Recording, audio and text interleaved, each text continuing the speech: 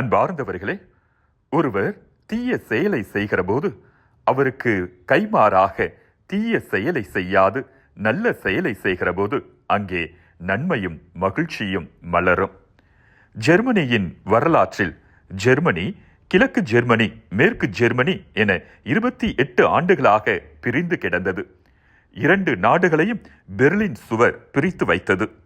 ஒரு நாள் கிழக்கு பெர்லினைச் சேர்ந்த ஒரு சிலர் மேற்கு பெர்லினைச் சேர்ந்தவர்களை அவமானப்படுத்த எண்ணி ஒரு நாள் இரவில் ஒரு லாரி நிறைய குப்பையை கொண்டு போய் கொட்டினார்கள்.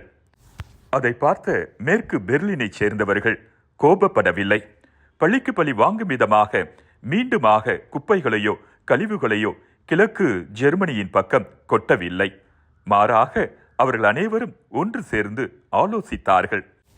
அதன்படி ஒரு லாரி நிறைய உணவுப் பொருட்களையும் உடைகளையும் நிரப்பி அங்கே கொண்டு போய் மதில் சுவரை தாண்டி கிழக்கு பெர்லினின் பக்கம் வரிசையாக அடுக்கி வைத்தார்கள். அவர்கள் பக்கம் எரியப்பட்ட குப்பைகளையும் சுத்தம் செய்துவிட்டு வந்தார்கள்.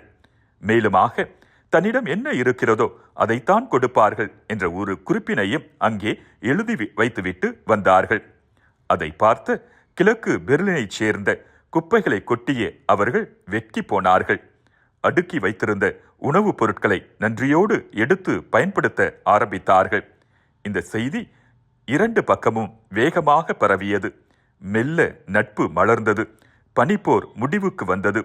1989 கிழக்கு ஜெர்மனியும் மேற்கு ஜெர்மனியும் சட்டப்பூர்வமாக ஒன்றிணைந்தது.